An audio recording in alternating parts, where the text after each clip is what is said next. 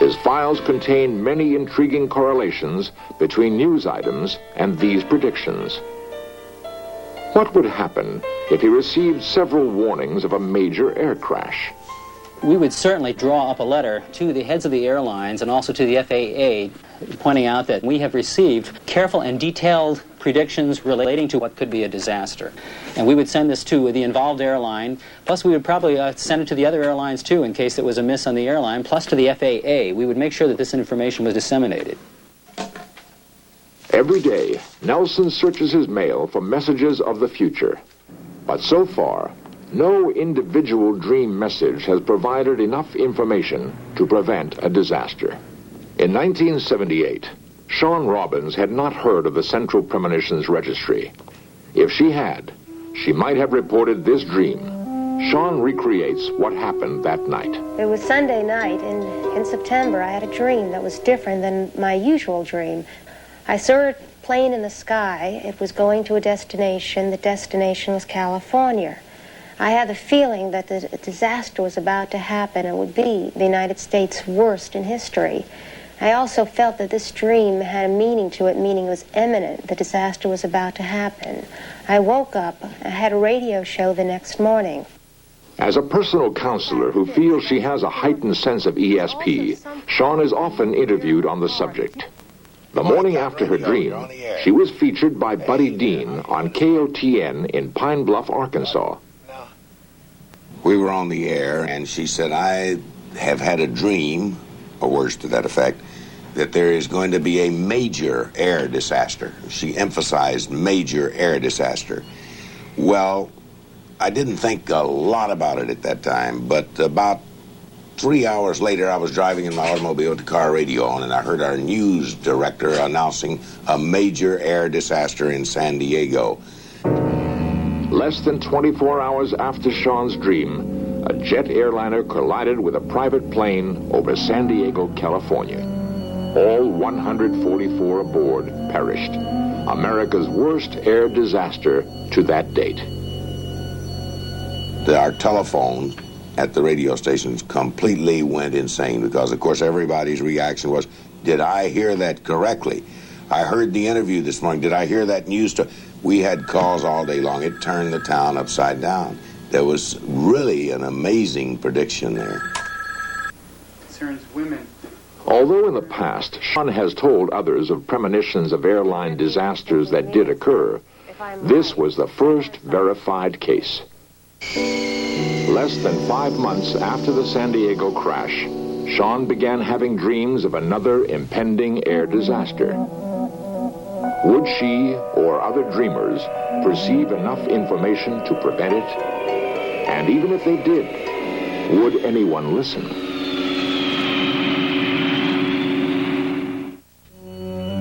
In March 1979, Shawn Robbins dreamed of another major plane crash. She sensed this event was still weeks or months away, but approaching with a terrible certainty. On March 12th, she told her premonition to John Erling, whose morning talk show is broadcast on KRMG in Tulsa, Oklahoma. Of 72.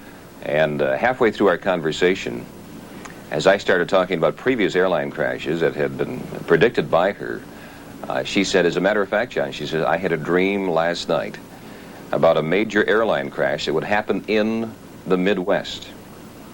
At that time, she gave me numbers, which could have been the flight number and tail numbers, as I recall, and said but it was by a major airlines. Off the air, she gave me the name of the airlines. And I gave a destination. I felt California would be important, as well as the Midwest, but I did not know at the time the interconnecting facts. In the following weeks, Shawn tried to escape the fear that was becoming a constant part of her life. But you can't forget plane crash dreams. They don't let you forget. They come back. And they come back without warning. It's as if they want the story to be told. They have a mind of their own. Shawn continued to dream specific details about the disaster she felt was coming. On April 26th, she reported these to Ed Hartley on WKBX in Savannah, Georgia.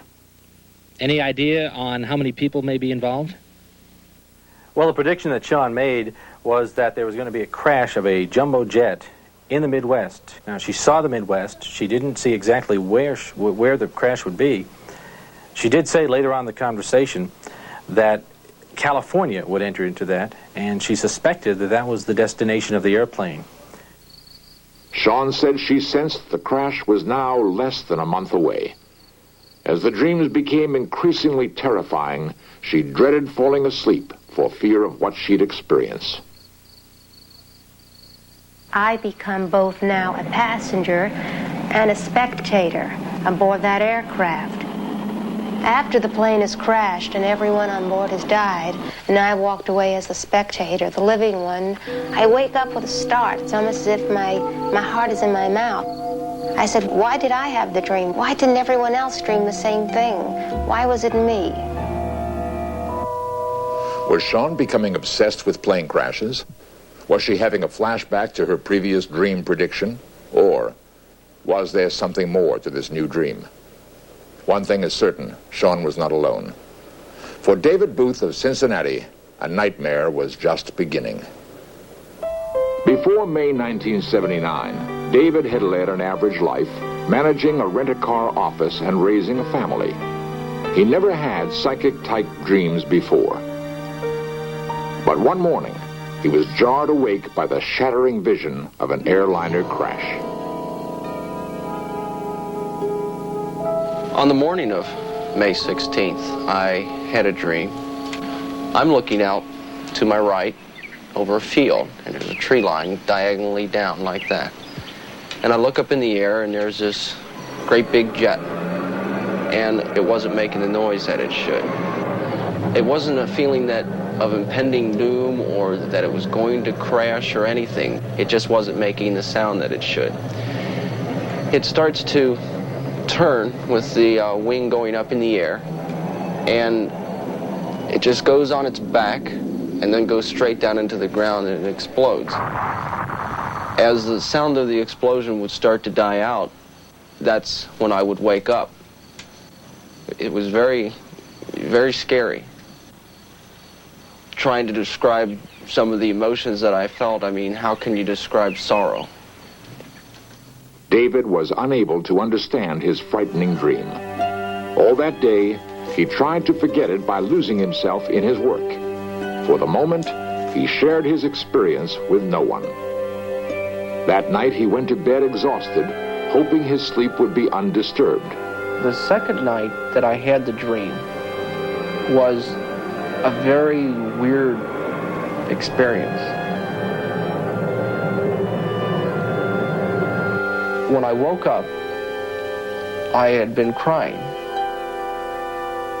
The main feeling that I had was urgency, as if I was being compelled to do something, to act fast.